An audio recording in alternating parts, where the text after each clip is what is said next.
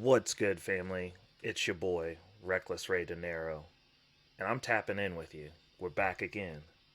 March 9th. We are in March. This is the third month of the year, rounding out the first quarter of the year. Getting into it. Getting into it. We are getting into it. So it's the first quarter of the year. So we've had 3 months. How are you guys holding up? Drop me a comment. Let me know. How are we doing? 3 months into the year, where are we sitting? It's a good question. 3 months into the year, you should have some semblance of where you're at, where you're going, how things are looking. We're going to start it off with our word of the day. Perspicacious. Perspicacious. I love this word. It is one of my favorite words. Meaning, having a ready insight into and understanding of things. It also is a synonym for perceptive. I also look at it as being aware, searching for opportunities. Me personally, I am actively searching for opportunities in all shapes and sizes and forms at all times. Because, as a bag chaser, I'm on the hunt for this bag. That said, today's episode, we are going into and diving into and jumping into and flopping all around in how we bust down these tax return checks. Now, I'm going to, obviously, this is not financial advice. This is just some guy on the internet telling you what he did, because I've already got my tax returns. I've already filed my taxes. I've already got my money. I've already busted down this check, so I know where it went. And I'm going to go over with you guys exactly what I decided to do and the way that I busted down my tax return check. One of the other things I wanted to touch on with me in this intro monologue here, for those of you that are listening, was I've been, like, as I listen, because, like, I like to take in as much focused content as possible, so I'm not out here in these YouTube streets just listening to malarkey most of the time, unless I am a participant in said malarkey. Now, if you catch me on live panels, that's a different story. Generally, I do try to have fruitful conversations. Like, I'm not out here raging on people.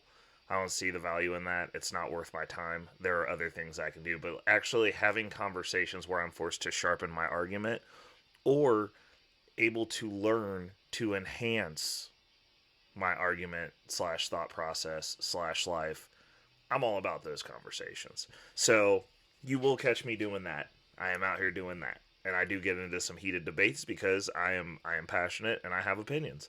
But it's all in love, and usually I am debating with people that I like, respect, and care about. So that's another piece of the puzzle. But one of the things that I was listening to today, because I do, for me personally, if I'm consuming content, it is either something that is motivating me to be better or teaching me how to be better. That's the only content that I really want to soak into my psyche at this point. Especially since doing content myself now, I don't want my opinions really influenced. Because, like, if you're out here in these streets and just soaking in grotesque opinions and not thinking for yourself, then you get out here looking goofy on these panels talking about somebody else's talking point that you're not living. I don't believe in doing that. So most of the stuff that I ingest these days is stuff that I'm learning from. Like, I take in content to learn. The deal is, and so today I did listen to some Lapeef Let's Talk. Shout out JR, Lapeef, Anton, the whole fam over there.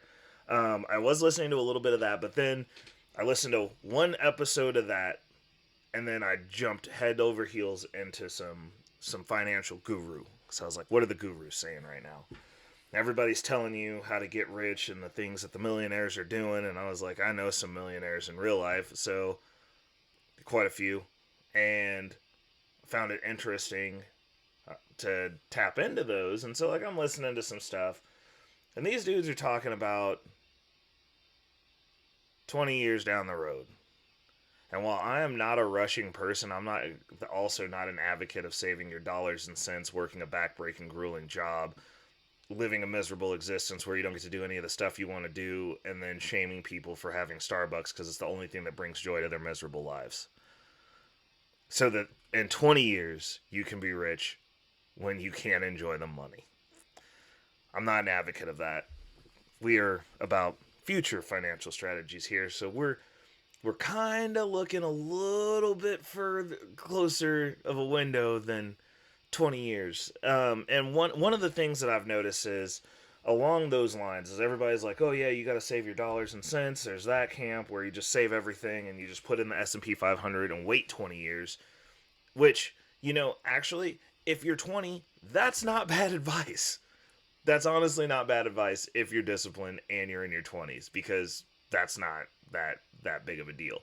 Also, it's not bad advice to use that specific tool, because that is a tool. Each strategy is a tool in these spaces, and that's the things that people need to understand, because it gets very campy. People are like, oh, I only do this. Oh, this is my thing. I only do this.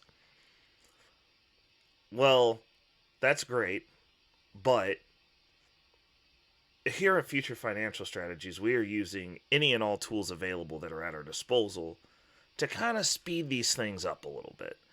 Because if you're just doing the one thing, like if you're just focusing on retiring in 20 years and you're just investing in the S&P 500 and hoping that 20 years down the road you can retire, that's cool. But if that's the only thing that you're doing, the fastest you're going to get to that said goal is 20 years. And it's the same for the people who are like, oh, I pay cash for everything and I don't use credit. Well, credit is a tool. It's a tool in the tool belt. Paying cash for everything is dope. Like, that's cool. Totally cool. I got no qualms with that. But like if you're trying to get into real estate and buy property and you literally have to wait till you have, well, at this point the average house is what? Like, average house that sold last year was like $350,000. You saving up $350,000 actual whole dollars? That's insane. Like you're just never for most people that is an unattainable goal. Like saving up $100,000 is an unattainable goal. But then they'll have you out here renting, and where you have no control over that expense.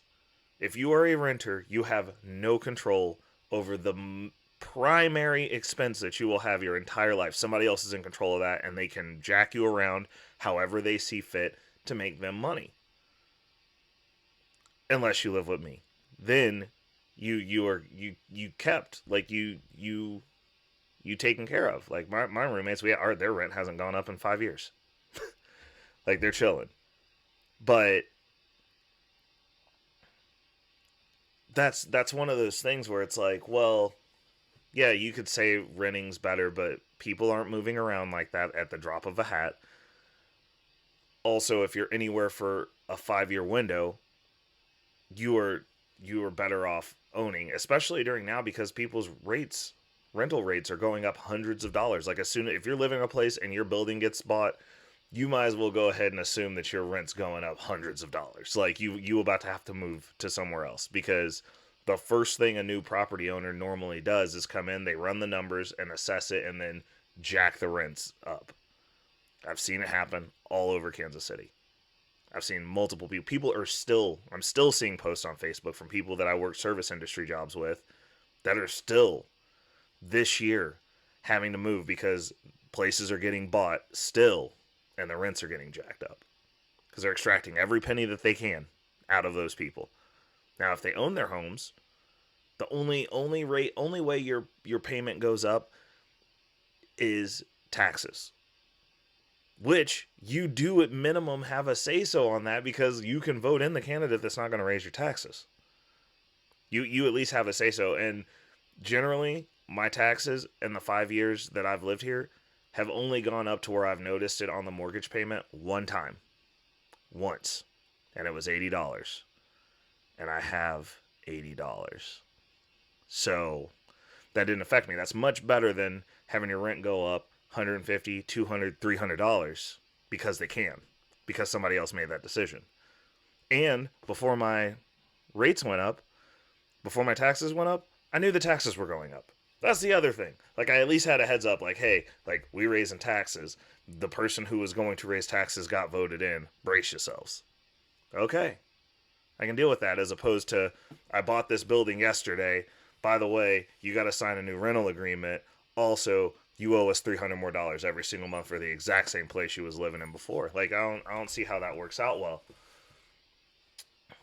But this takes us back to being perspicacious. Because if you are a renter, if you're in a good situation and the numbers work and it's less expensive to rent than to own, that is something that has to be researched, not something that is told to you, because it's different for every area, every city. It can be different for neighborhoods depending on where you live within a city. You can't take these blanket statements that, like, oh, it's better to rent or it's better to own. It's a numbers game. We run everything back to the numbers. We run on logic and not emotion, especially when it comes to money. So that's something that you might want to look at, because cumulatively, I saved myself $300 and something. I was like $350 a month owning when I switched over to owning a home versus renting a home collectively with the discounted insurance. The mortgage was $50 more than what my rent was. But when I factored in the insurance discounts and all that stuff, it was $350 less a month in expenses that I was going to be paying anyway to own a home. Something to keep in mind. I think in most cases, if you actually run those numbers and see what those things are, you can get all those quotes. People will give you those quotes. It's a little bit of legwork to find out if it's actually which one's more cost effective. Now, if it was more cost effective to continue renting and they weren't about to raise my rental rates up a couple of $100, then I would have stayed renting, because that would have been the best bang for the buck. It's just most people are going based off of a few major cities' rates. If you live in LA, yes, it might be in your best interest to rent. The entire United States is not LA. The entire United States is not New York. The thing that they're making you guys, they're setting you guys up to be peasants forever with white lies. And, you know, there's a reason that nobody wants to, that I have the small follower account that I do. But I can also tell you this. I've got a few people who are actual over $1 million net worth people that tap into my content. And when I talk to them in person, they're like, I can't believe you're telling people this. I can't believe you're giving them this game. Like you actually are saying this stuff. Because everybody else is white lying you right now. And the difference being is, like, they're already on the other side of the barge and they know that they can make money telling you white lies to have you guys campy and feeling better about yourselves. I'm actually in the process of that climb. And I'm telling you what's going on and how I'm looking at things. And they're like, yeah, but, like, you can't be out here telling people this. But I am, because most people. Now, I think the people that I have tapped in, since there's so few followers, like, my camp is close right now, because no one's listening to me, except for those of you who actually give a fuck and are putting in the work, which is the few. It's not the many. So my camp right now, I believe that you guys are going to get value out of it.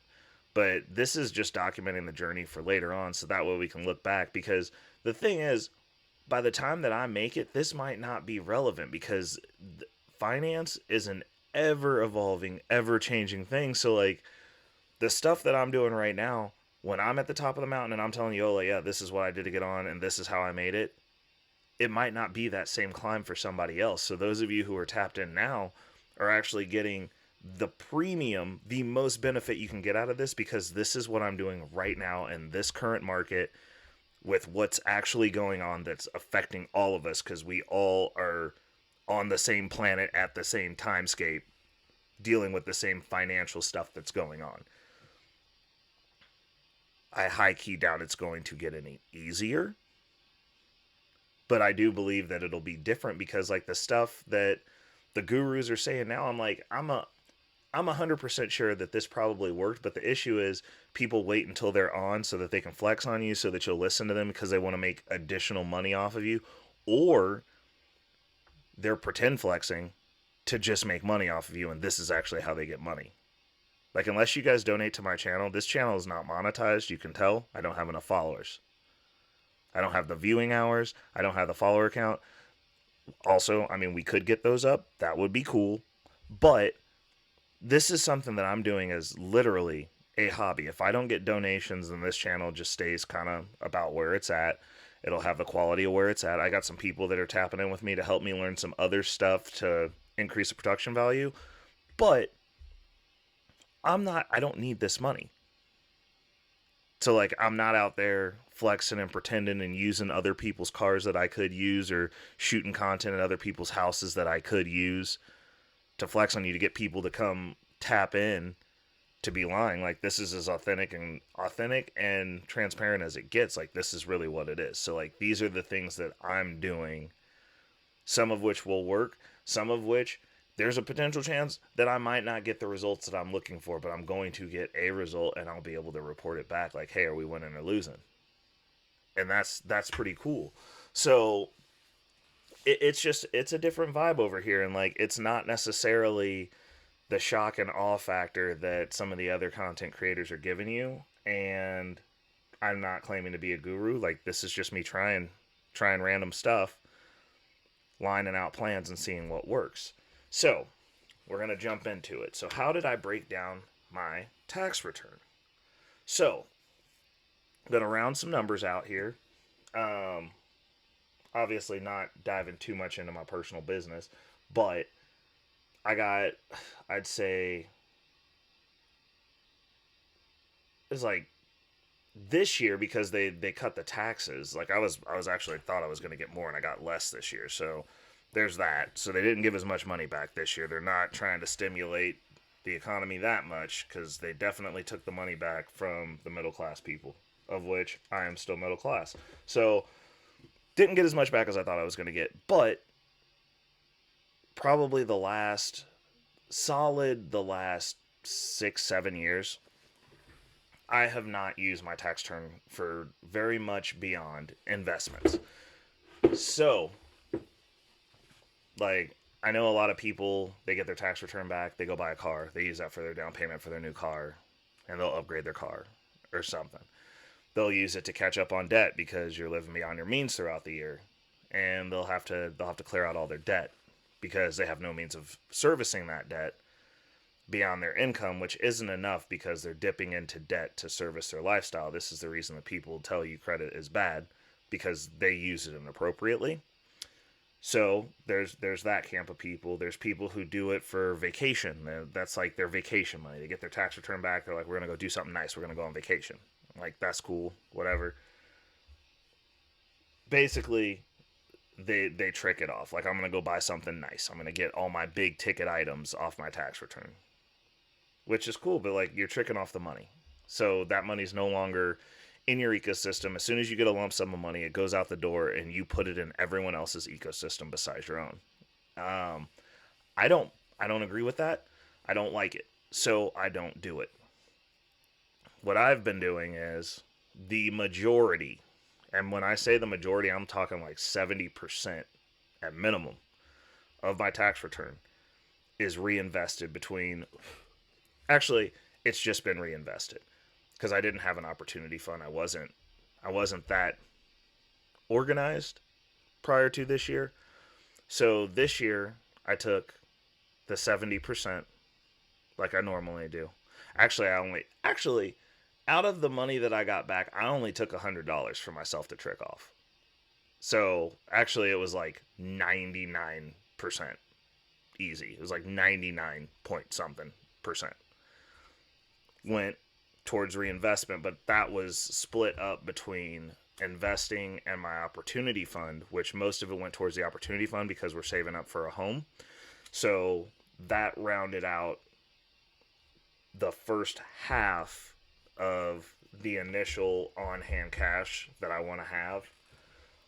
And then now that I'm doing the research, I'm like, we're going down the rabbit hole further on that. So like we've retweaked what comes out of the check, um, to reflect a heavier percentage of it going towards the opportunity fund, because I have an opportunity that I'm going to have to exercise coming up, in the sense that I'm trying to buy a house. So it's like almost all the money needs to go towards that. Like I'm not going to not put money into crypto, but all of my money that comes out, that gets to me via my check, that's not paying stuff or expenses, is basically going to be going towards that moving forward. So the other thing that I do also is I took a little bit of that money and I put it towards my mortgage to throw a little bit extra on the principal. Now, I've already gotten rid of the PMI because I know that everybody says like, "Oh, well, if you got private mortgage insurance, that $25 a month, that was not that big a deal." To me personally. Like obviously it's an added expense, but in the fashion that it was accrued and how it was happening, I hadn't even called them to check to see if they turned it off yet, because I've paid my loan down substantially, and I I didn't even look. Like I went and looked this last payment because they sent a letter that was for another state that I'm not in, but the Rocket Mortgage sends it to everybody just in case you have mortgages through them in said state. Where they were like, you could challenge the private mortgage insurance to get that payment removed. Now for me, it was literally like 25-30 bucks at best. Now, while I could definitely use that for other stuff, 25-30 bucks didn't matter to me. Like I always, the way that I do most of my loans, and well, actually I guess I didn't stretch this out as far as I could have, but I normally go the furthest out and then I just pay the extra myself. Like I am disciplined enough to put the extra money in there when needed myself to pay these things. And doing that, I've been out. I don't know how long it's been since they turned the PMI off, but between the property value going up and me paying the extra, it's gone. So I'm not paying it now. And I guess they got. Hold on, so I'm gonna say that it was probably gone last year. So let's take a look at this. So hold on, I'll take worst case scenario, 30 times 12. That's $360 a year times 4. Okay, so that's at worst $1,440 spread out over 4 years. I'm okay with that.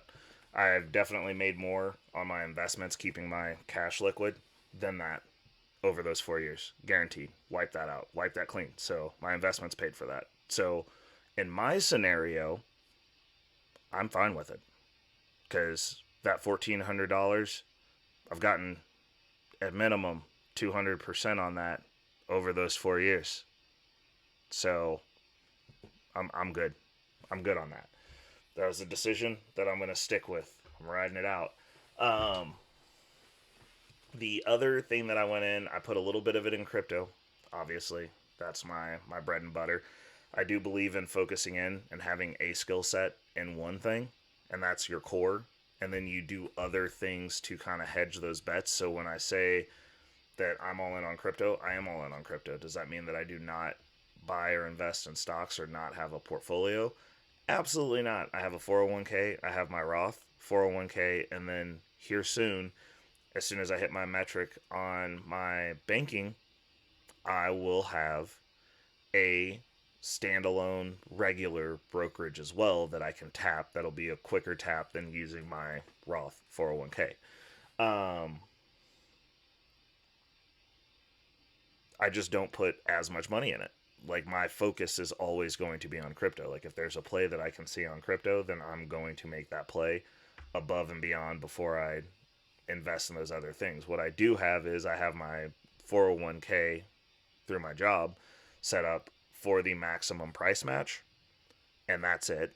And then I have a Roth that I contribute to.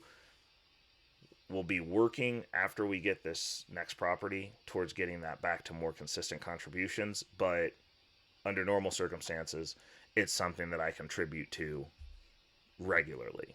Like right now, it's a little bit more sporadic because most of my money is going towards making sure I've got as much cash as possible going towards this home, this next home purchase, because we're trying to get a second door without giving up the first door. That's the goal.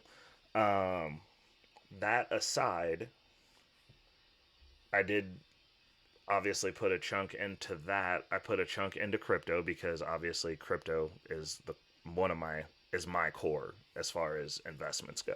It's something I'm competent in. I understand it, and I know what I can do within that ecosystem, and I'm out there doing it. And so that's basically how my tax return got broken down. It's like very simple. I gave myself a little bit of money that I tricked off on clothes. I've been sitting on the money for probably 2 weeks now, and I couldn't find something that I wanted to buy. Like I couldn't find something that I liked enough to buy, so I got me a pair of shoes and some starter spring summer clothes. Outside of that, like I'm good. Like I don't value clothes. It's very hard for me to trick off money at this point because like as I look at my calendar and my board, I get real motivated. Like I'm looking at the stuff that I could be doing, and it makes the stuff to flex on people not so interesting when I've got very, very large things I want to do that are going to require a lot of money, and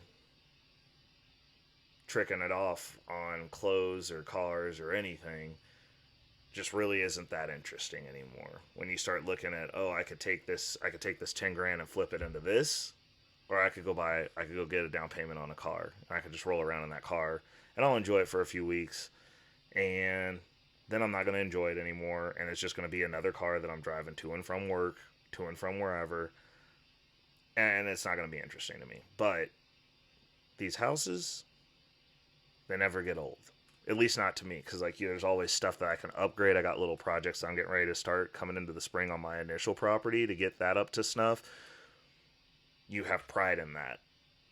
Obviously, you can have pride in a car, but like the car is just the car. Like I come home to this place every day, but like as I'm upgrading it until it's fully upgraded to the exact specifications that I want it, there's always going to be something that I can be like, oh cool, I can mess with this, or oh cool, I can mess with this. And like for me, that's entertaining enough to where I it doesn't get old to me, and like it's something that I find enjoyable. So that's what we did with that. Looking at this, back to perspicacity.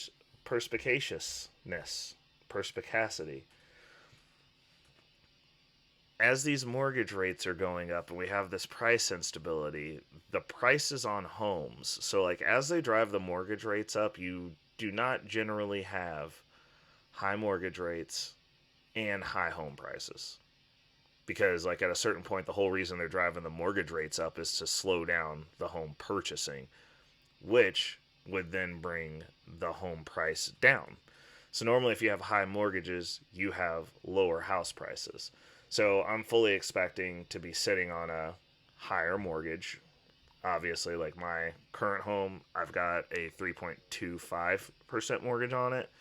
One of the guys at work, he got his, and the reason mine's 3.25, I like refinanced it twice during the initial pandemic because the price of the house was going up so much.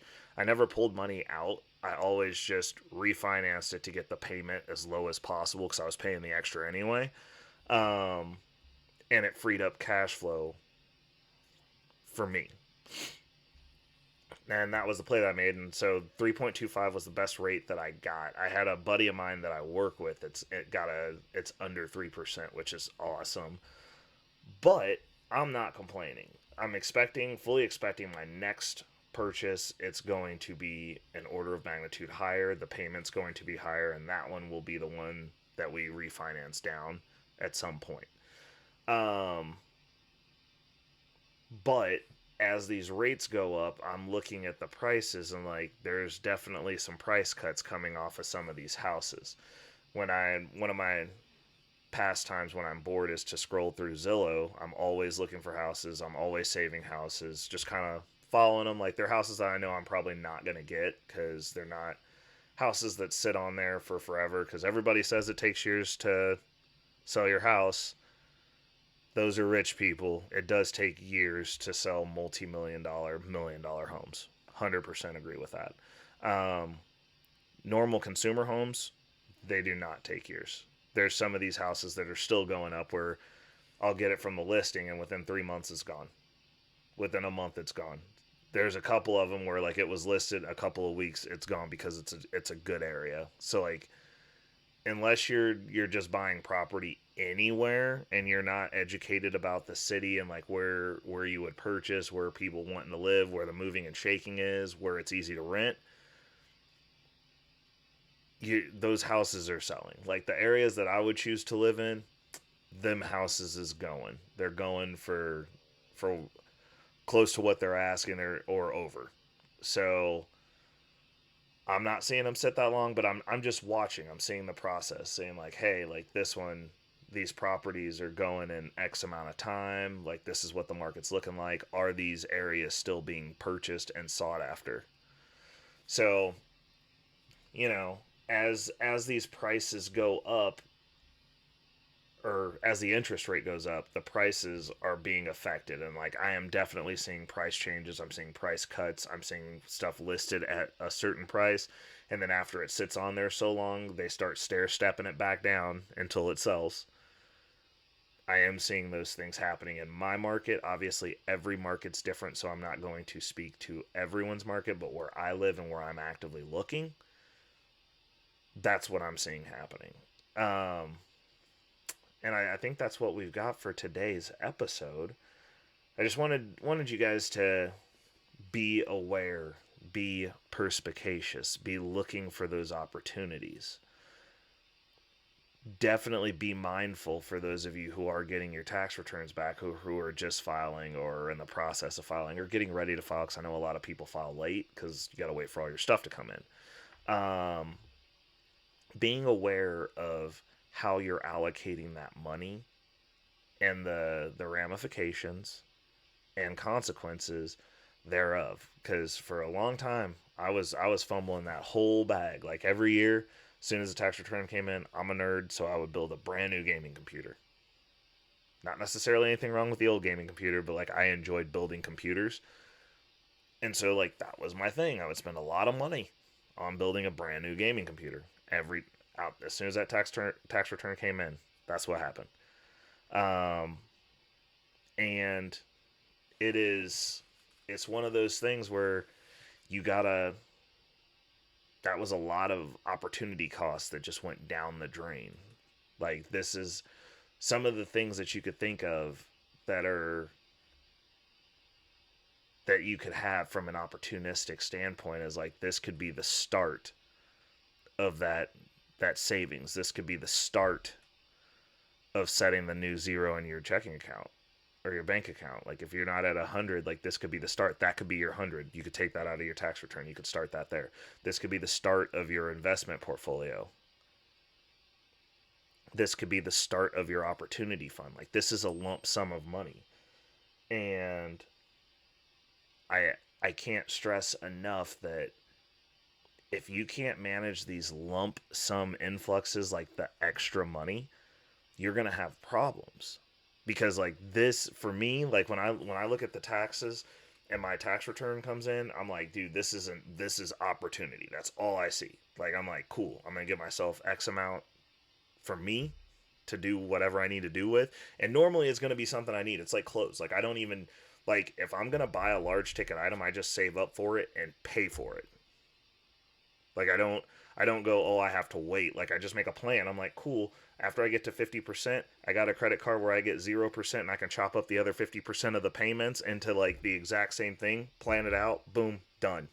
If I want to go that route to free up capital, where it's like I don't want to just throw down $1,000 on my Apple Watch. Saved up 50% of it.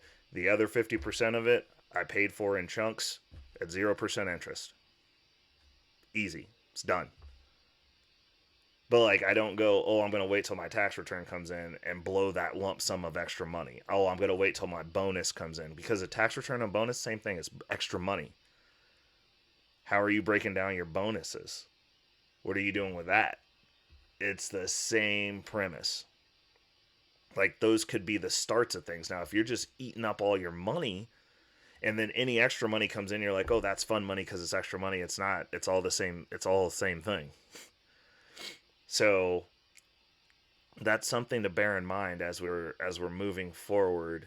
We have to adjust our mindset to where everything, you're always looking for opportunity. You're always looking for that opportunity to get some extra money. Like, after I get done with this video, I'm getting ready to go jump in Sir Hale's live stream. I'm going to listen to that. While I'm listening to that, I'm going to be out here doing research on ways to get money in, because like my goal this month for March is to bring in an extra $1,000 on top of whatever, on top of my pay that's extra, that's going to be side hustle income. Bring an extra $1,000.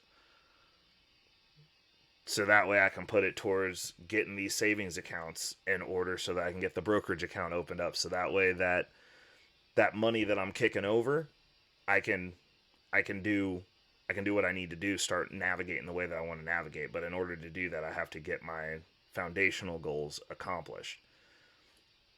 Priority being getting the money for this house, but like, I also want to get this checking account, all my zero balances set up in this checking account, so that way I can open the brokerage account, so that way I can continue to build, because I want to get this private banking relationship with Citibank. Also, on the Citibank, God, I can't even be done. These are stretching, because I got so many things that are going, that are jam packed into these episodes, that it's great, and I don't realize them until I'm talking about them. But the establishment of the Citibank private banking relationship setup. So I got updates on that. We've got the savings account open. I got the money in there. We're getting ready to build out. But the thing that I noticed was you can link your bank account. And one of the things that was concerning me was the way that they do the bank linking. It's in the background. They use Plaid, which is cool. Issue that I was worried about was when I transfer money in from my credit union account, it takes forever before it says it's posted. So it has this thing where it'll say like on deposit, and then it'll have like an available as well. And like, I don't like the interface for that, because it's very confusing, because like they'll have funds that are available, but it also says on deposit, but it's available. But I got my direct deposit set up. Direct deposit lands, and I can immediately move those funds. It says that it's on deposit, but it will let me have access to the funds from my direct deposit immediately. When I move money in, if I'm, for whatever reason, say I have a bunch of cash and I need to move it over to my Citibank account, I have to deposit it in my credit union, and then I have to request it to be shot over. So like, first of all, it takes like 72 hours. It's ridiculous. And then it shows on deposit. Like, this whole process is about 5 to 7 days, business days, where it's just saying on deposit, so I don't have access to the money, but eventually it gets there, which is fine. I'm fine with that. But sending money from Citi to my credit union, it shows up the same day if I do it in the morning, which is awesome. It's actually the fastest. Like, apparently Citi, when you tell them you want that money up out of there, they get it up out of there immediately. It is so convenient. Because now, like, my main concern was, I was like, I have all my direct deposits hitting there versus hitting my bank. But, well, my old bank. But now, the way that it's set up, it's like, okay, cool, it's going to this account, but like, now when I shoot it out from Citi, it's like, I'll never have to, for real, go use that ATM card, because like, if I can send it to my credit union in the same day, I can just go to the credit union, use the ATM card, swipe that card, pull my money out, and I'm good to go. Like it's very convenient, and that's one of the I was like, dude, I really like that feature. It's the fastest I've ever seen a bank get money from one place to another, even though it's only one direction. It's the fastest I've seen money go from one direction to another in a traditional finance system. It's very exciting. I'm very, very, very thus far happy with my decision to establish this banking relationship with them. And it's actually got me kind of excited because, like, as a peasant with my peasant account, I'm kind of excited for what's going to unfold as I'm upgrading my accounts now to these other accounts. Like, I'm a little bit excited about it, so we're going to be focusing on that. But that's the last thing I've got. We're at just broke the 40-minute mark. I think this is going to be one of the longer episodes potentially. Not sure. I don't really track how long. I want them over 20 minutes. That's my goal. Is to give you guys 20-minute hot shot of good financial discussion and motivation. And actually not even motivation, just letting you guys know what I'm doing and my thought process on things, and hopefully it sparks you to start having some thought processes on things. Anyways, in summation, because we're shutting this bad boy down, ways that you can support the channel. Donations do help support the channel. I do want to upgrade to a more powerful MacBook. I bought the first one myself. I am trying to save up for the second one with stuff that's made from within this space. So we do have that going. Studio equipment for live streams, obviously that's on the list as well. New desk. I've got a bunch of stuff that I want to start working towards as far as building out this platform, since I am doing it. Obviously, my time does have value. So there's that. All of those things are down in the description. Liking, sharing, and subscribing. Share with your friends. We're not trying to get rich by ourselves. This isn't secretive information that nobody can have. Like, tell your friends. Be like, I know there's this entertaining crazy guy on YouTube that gets on live streams and argues with people in a very logical and rational sense without blatantly insulting them to their face. And, he's talking about what he's doing financially on his come up, and he is actively in the trenches coming up. He's not up already. And, documenting his journey, sharing some ideas, sharing some information, and having these conversations. And that they can come over here too. Like, we don't have to, I'm not hiding from nobody. Like, you can come over and get this game if you want it. Actually, it might not even be game. It could be a cautionary tale. It might not be game. This could actually be a cautionary tale. And that's okay. Because, like, I'll fumble the bag so you don't have to. Like, I'm out here for y'all. Dropping me a comment. Obviously, I would like to interact with you guys in the comments. So the last two videos, I accidentally made it so that there were no comments because I'm still learning this YouTube stuff. That error will not be replicated ever again. So the comments will be open. I'm like, I can only imagine the level of frustration it would be to, like, have someone doing a call to action to get down in the comments and talk to me just to not be able to post comments. And I am sorry about that, but I'm still learning. It's part of what it is. But for those of you who are rocking with me, definitely drop a comment in there for me. That definitely helps. Ways to get a hold of me. Obviously, you can reach me via email at recklessraydinero@gmail.com. If you have questions, you can definitely shoot emails over there, and I will answer them during the show. Most likely, you will also get a response from me there.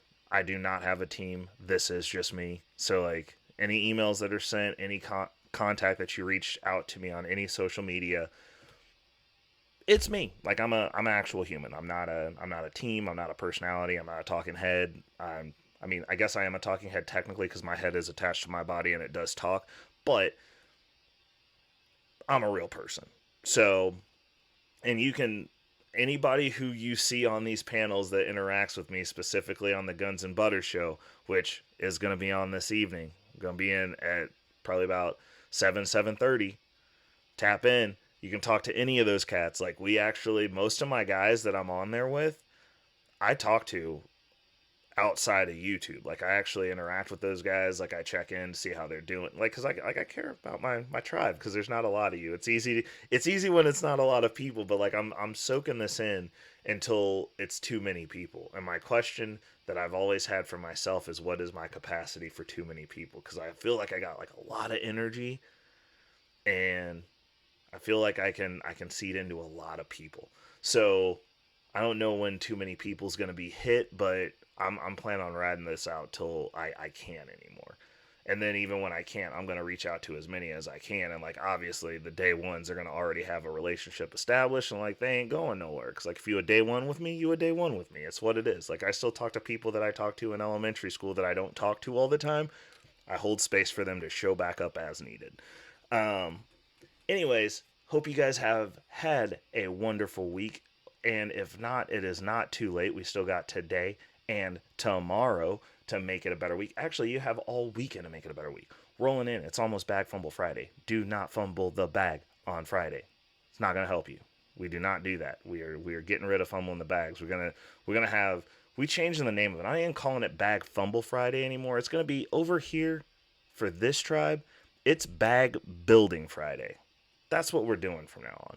Every time Friday rolls around and it's payday, that is an opportunity to build that bag. That's what we're on. We ain't on no bag fumbling. We're on bag building. This is your boy Reckless Ray De Niro, and I'm signing out.